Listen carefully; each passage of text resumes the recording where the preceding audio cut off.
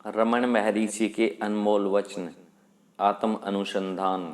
We भगवान कहते हैं कि उसे जानने के बाद मैं भी ज्ञान प्राप्त कर लूंगा।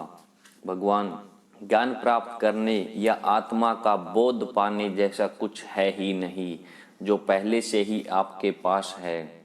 आप उसे कैसे पा सकते हैं? लोग सत्य को असत्य मान लेते हैं, बस उन्हें ऐसा करना बंद होगा। जब आप ऐसा करेंगे तो आप जो हैं वही रहेंगे और अपने सत्य में स्थित होंगे। सारे धर्म और अभ्यास लोगों को यही सिखाते हैं कि वे अस्तित्व से मुक्त होकर अपने सत्य को जाने और अस्तित्व के संपर्क में आए। वी जन्म कब होता है? भगवान, किसका जन्म? वी उपनिषद में लिखा है, जो ब्रह्म को जान लेता है वह ब्रह्म हो जाता है। भगवान, यह कुछ बनने का नहीं होने का विषय है। आत्मा का बोध पाने जैसा कुछ नहीं होता। भगवान बार बार सबको याद दिलाते थे कि आत्मा केवल एक और नित्य है और यह कुछ नया नहीं है जिसे खोजना है। यही विरोधाभास अद्वैत का सार है। जब लक्ष्य प्राप्ति का बेहतर उपाय पूछा गया तो उसके उत्तर में भगवान ने कहा, हमें किसी लक्ष्य तक नहीं जाना, हमें कुछ प्राप्त नहीं करना। आप आत्मा है, आपका अस्तित्व सदा से रहा है। आत्मा के लिए इससे अधिक कुछ नहीं कह सकते कि यह पहले से मौजूद है। ईश्वर या आत्मा को देखना ही आत्मा होना है। वह आप स्वयं हैं। देखना ही होना है। आप आत्मा होने के बावजूद यह जानना चाहते हैं कि आत्मा को कैसे पाया जा सकता है। मानो कोई रमणाश्रम में खड़ा होकर पूछे कि रमणाश्रम तक जाने के लिए कौन कौन से मार्ग हो सकते हैं और उसके लिए सबसे बेहतर मार्ग कौन सा होगा। बस आपको यह विचार त्यागना होगा कि आप एक शरीर हैं और अनात्मा से जुड़े सारी बाहरी विचार छोड़ने होंगे। ज्यों ही मन बाहरी वस्तुओं की ओर से रमे, उसे वापस भीतर की ओर ले आए और आत्मा या मैं में स्थित करें। आपकी ओर से केवल इतना ही करना पर्याप्त होगा। हालांकि इस विरोधाभास के बावजूद भगवान प्रयत्न की अनिवार्यता पर भी बल देते हैं, जैसा कि इस पुस्तक के अध्याय 2 में भी बताया गया है। जब तक मनुष्य मन की आदिम, सहज और शुद्ध अवस्था को नहीं पा लेता, जिससे वह सारे विचारों से मुक्त होगा, तब तक उसे अथक प्रयत्न करना होगा। दूसरे शब्दों में, जब तक मैं, मेरा और मेरे लिए जैसे शब्दों को पूरी तरह से नष्ट करके मिटाया नहीं जाएगा, तब तक निरंतर प्रयत्न करना होगा। कुछ भी नया नहीं खोजा जाना। इस दृष्टिकोण को ध्यान में रखते हुए अद्वैत कहता है कि हमें केवल अज्ञान के आवरण को हटाना है।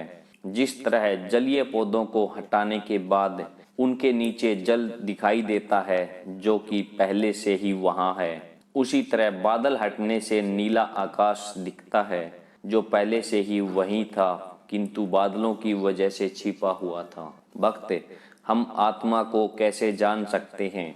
भगवान, आत्मा तो सदा से है। इसे जानना नहीं, यह कोई नया ज्ञान नहीं है जिसे प्राप्त करना होगा। जो नया है और अभी और यही नहीं है, वह स्थायी कैसे हो सकता है? आत्मा तो सदा से है, परंतु इसके ज्ञान की राह में बाधा और वही अज्ञान है। उस अंधकार को हटाने की ज्ञान जगमगा उठता है। दरअसल आत्मा के पास यह अज्ञान या ज्ञान नहीं है, ये केवल मन के विचार हैं या धारणा है जिन्हें दूर करना है। यही वजह है कि आत्मा को ज्ञान और अज्ञान से भी परे माना जाता है। यह सहज भाव में बनी रहती है। बस यही आत्मा है। आत्मा पर ध्यान एकाग्र करने के लिए मन पर पूरा नियंत्रण चाहिए और कोई लोगों का कहना था कि ऐसा करना सरल नहीं था। शाम को एक व्यक्ति ने भगवान से पूछा कि भटकते हुए मन को कैसे वश में किया जा सकता है। उन्होंने कहा कि उसे यह प्रश्न अक्सर परेशान करता है। भगवान ने हंसकर उत्तर दिया, यह प्रश्न केवल तुम्हें ही नहीं, बहुत से लोगों को परेशान करता है। गीता जैसे ग्रंथों में भी इसी का समाधान दिया है। गीता में कहा गया है कि जब भी मन भटके तो इसे वापस भीतर की ओर लाने के सिवा भला कोई और क्या उपाय हो सकता है।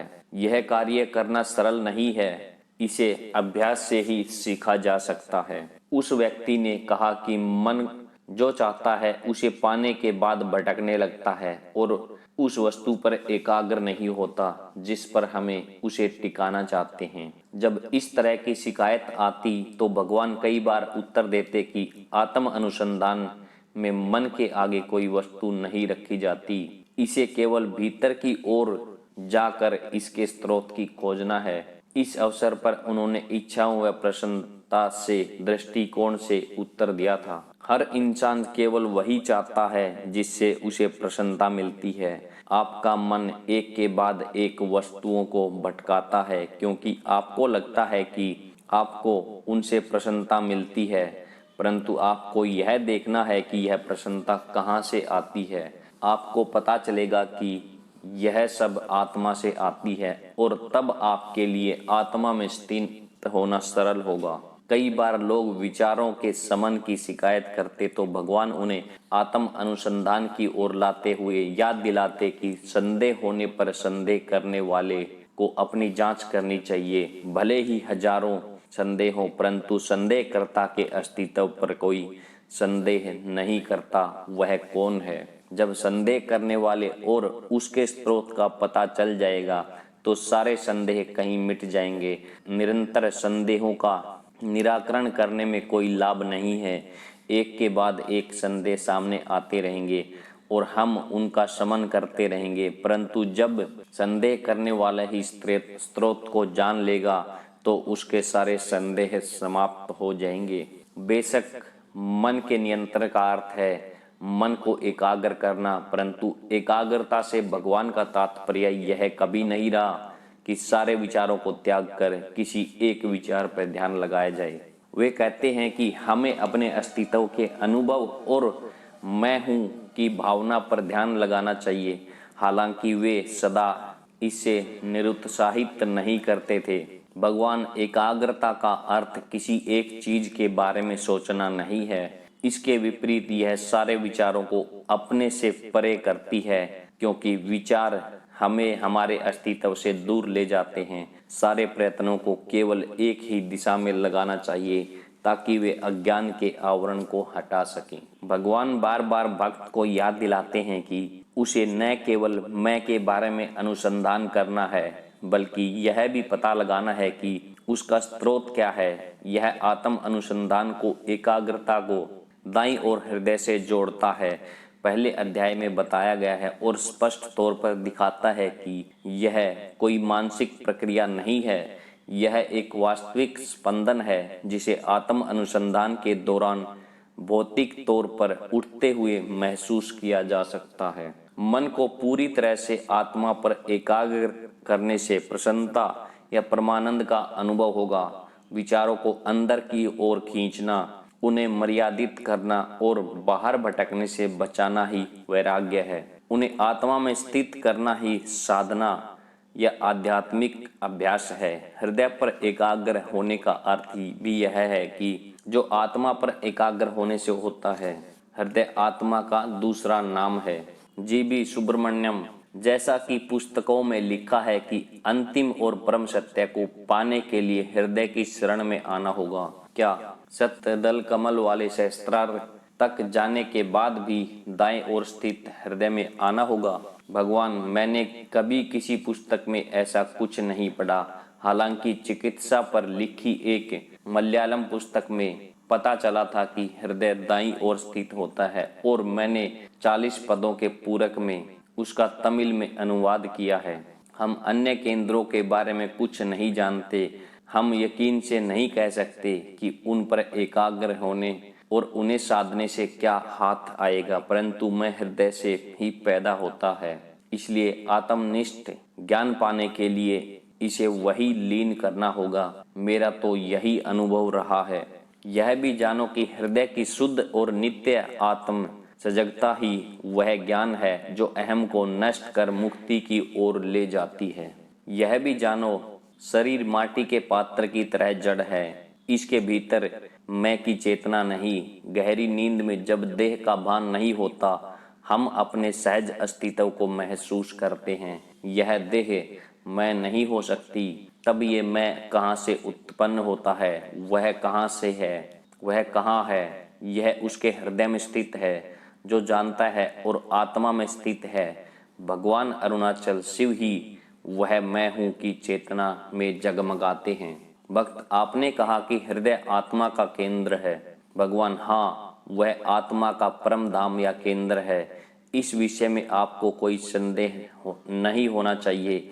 हृदय में जीव अर्थात अहंकार के पीछे सच्ची आत्मा है। भक्त, क्या भगवान बता सकते हैं कि यह शरीर में किस जगह है? भगवान, आप इसे मन से नहीं जान सकते। यदि मैं कहूँ यह इस जगह छाती के दाहिने ओर संकेत है, तो आप इस सत्य को कल्पना के जरिए नहीं जान सकते। उसका अनुभव करने का एकमात्र मार्ग यही है कि आप कल्पना करना छोड़ें और जो है वहीं रहे। जब आप अनुभव करेंगे तो आप अपने जान लेंगे कि वहाँ उसका केंद्र है। इस केंद्र को ही ग्रंथों में हृदय गुहा का नाम दिया गया है। भक्त, क्या मैं आश्वस्त हो सकता हूँ कि प्राचीन ऋषियों ने हृदय शब्द के इस केंद्र का निर्देश किया है? भगवान, हाँ, यह यही है, परंतु आपको उसकी स्थिति के बारे में बात करने की बजाय उसका अनुभव करना चाहिए। मनुष्य यदि देखना चाहे तो उसे आंखों का स्थान निश्चित करने की जरूरत नहीं। यदि आप प्रवेश करना चाहें तो हृदय आपके लिए सदैव खुला हुआ है। यदि आप इसमें प्रवेश करना चाहते हैं तो ये आपकी सभी गतिविधियों को आश्रय देता है, भले ही यह बात आपके संज्ञान में हो या न हो। यहाँ यह कहना ज्यादा सही होगा कि आत्मा ही हृदय है, आत्मा ही केंद्र है और सर्वत्र है। यह अपने हृदय होने के विषय में जागरूक और आत्म सजग है। भक्त, क्या भगवान कहते हैं कि हृदय ही आत्मा का सर्वोच्च केंद्र है? क्या इसका अर्थ है कि यह 6 यौगिक केंद्रों में से एक नहीं है? भगवान, यौगिक केंद्र देह के नीचे से ऊपर की ओर आते हुए स्नायु तंत्रों में केंद्रों की श्रृंखला है। ये विविध अवस्थाओं का प्रतिनिधित्व करते हैं जिनके पास अपनी तरह की शक्ति और ज्ञान है। ये मस्तिष्क में स्थित शतदल कमल यानी सहस्त्रार तक जाते हैं जो शक्ति का स्थान है, परंतु शक्ति की सारी गतिविधियों को सहयोग देने वाली आत्मा इस जगह स्थित नहीं है, उसका वास हृदय में है। भक्त, तो क्या ये भक्ति शक्ति के प्रकटीकरण से अलग हैं? भगवान, शक्ति का आत्मा से कोई रूप अलग नहीं है। आत्मा ही इन शक्तियों का रूप धारण करती है। जब योगी समाधि या आध्यात्मिक साधना की सर्वोच्च अवस्था को पा लेता है तो हृदय में स्थित आत्मा ही उसका संबल होती है। भले ही उसे इसका भान हो या न हो, परंतु यदि यह सजगता हृदय में केंद्रित हो तो उसे अनुभव होता है कि वह किसी भी केंद्र या अवस्था में हो, वह सदा उसी सत्य, उसी हृदय, उसी आत्मा के साथ जो सदा ही नित्य व स्थिर है। तंत्र शास्त्र में हृदय को सौरमंडल व सहस्त्रार को चंद्रमंडल कहा गया है।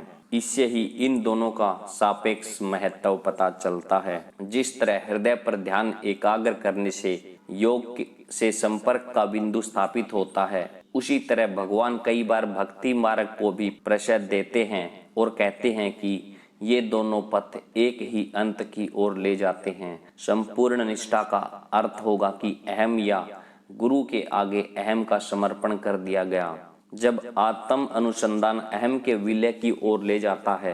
अगले अध्याय में भक्ति मार्ग का विस्तार से चर्चा होगी, परंतु आगे दी गई व्याख्या से पता चलता है कि ये दोनों पथ किसी तरह एक ही बिंदु की ओर ले जाते हैं। भक्त, यदि मैं एक माया है तो वह कौन है जो यह माया को दूर करता है? भगवान, मैं ही माया को हटाता है और अंत में मैं शेष रहता है। यही आत्म अनुसंधान का विरोधाभास है। ज्ञानी को इसमें कोई विरोधाभास नहीं दिखता। पूजा करने वाले को ही ले, वह प्रभु से प्रार्थना करता है कि वे उसे अपने में लीन कर लें। इसके बाद वह एकाग्र होते हुए अपना समर्पण कर देता है और इसके बाद क्या बचता है? मूल मैं या अहम के समर्पण के बाद प्रभु में ही मैं कहीं खो जाता है। यही भक्ति का सबसे बड़ा रूप या अनासक्ति की पराकाष्ठा है। हो सकता है कि आप किसी वस्तु या संपत्ति का त्याग कर दें, परंतु आपको मैं या मेरा का स्वामित्व भाव त्यागना होगा और इसके साथ ही स्वामित्व का बीज नष्ट हो जाएगा। यह समूल नाश करने जैसा ही होगा, परंतु इसके लिए आपके पास सशक्त विरशक्ति का भाव होना चाहिए। आपके भीतर इसे करने की वह तड़प होनी चाहिए जो उस शक्ति के भीतर है, जो पानी में डूबा हुआ है और उससे बाहर आने को तड़प रहा है ताकि उसे श्वास मिल सके। अगर विचारों का भटकना एक जोखिम है तो नींद को दूसरी ओर रखा जा सकता है। वास्तव में आध्यात्मिक पथ पर अग्रसर होने वाले लोगों को लगता कि ध्यान करते ही उन्हें नींद आने लगती है, वे फिर से ध्यान से विमुख हो जाते हैं। ध्यान तोड़ते ही नींद का प्रवाह भी समाप्त हो जाता है। यह एक तरह से अहम का विरोध है जिसे तोड़ना ही होगा। मिस्टर भार्गव ने भी नींद के बारे में ही कुछ कहा तो श्री भगवान ने नींद के बारे में ये व्याख्या दी। आत्मा में सदा स्थित रहने के लिए क्या चाहिए?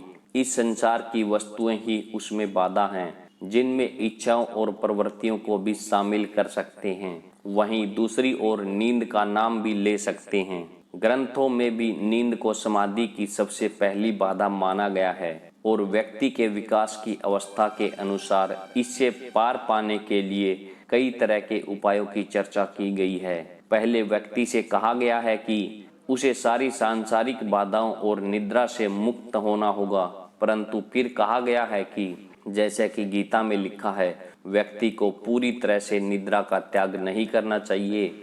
व्यक्ति को केवल रात को सोना चाहिए, उसे दिन में नहीं सोना चाहिए। रात को भी उसकी नींद 10 बजे से लेकर रात को 2 बजे तक होनी चाहिए। परंतु एक और पद्धति में कहा गया है कि नींद के बारे में बिल्कुल चिंता नहीं करनी चाहिए। जब भी आप पर नींद हावी हो तो आप इसके सिवा कुछ नहीं कर सकते। जब आप जाग रहे हो तो अपने जागने के प्रत्येक क्षण में आत्मा का ध्यान लगाएं और आपके लिए यही बहुत होगा। इस तरह नींद के दौरान भी ध्यान की वह धारा अखंड भाव से चलती रहेगी। यह तो पूरी तरह से स्पष्ट है। यदि कोई व्यक्ति अपने मन में किसी सशक्त विचार के साथ सोने जाता है तो उठने पर उसे अपने मस्तिष्क में वही विचार सबसे पहले मिलता है। जो व्यक्ति इस तरह का ध्यान लगाता है उसके लिए कहा जाता है कि वह अपनी निद्रा के दौरान भी समाधि की अवस्था में रहता है। यहाँ याद रखना जरूरी है क्योंकि महर्षि ने अक्सर निद्रा को अहम से रहित अवस्था के उदाहरण के रूप में प्रस्तुत किया है। ऊपर दी गई पंक्तियों में उनका यह अर्थ नहीं है कि भौतिक रूप से निद्रा को प्रोत्साहित किया जाए। यह एक सच्ची अहम रहित अवस्था का गहरा और अवचेतन भाग है जो विशुद्ध चैतन्य है। ध्यान के बारे में बात करने वाले लोग अक्सर एक और सवाल पूछते हैं कि कई बार वे ध्यान के दौरान एक शून्य का अनुभव करते हैं या उन्हें भय का अनुभव होता है। उन्हें कहा गया कि वे जिस बात से भय अनुभव करते हैं उन्हें उसे ही कसकर थामे रहना होगा, उसके साथ ही चलना होगा। यही उत्तर उन्हें भी दिया गया कि जिनका कहना था कि उन्हें ध्यान में परमानंद का सा अनुभव मिलता है। अगर कोई अनुभव करने के लिए नहीं है तो उसके बिना भय, आनंद, दृश्य, शून्य जैसा कोई अनुभव हो ही नहीं सकता।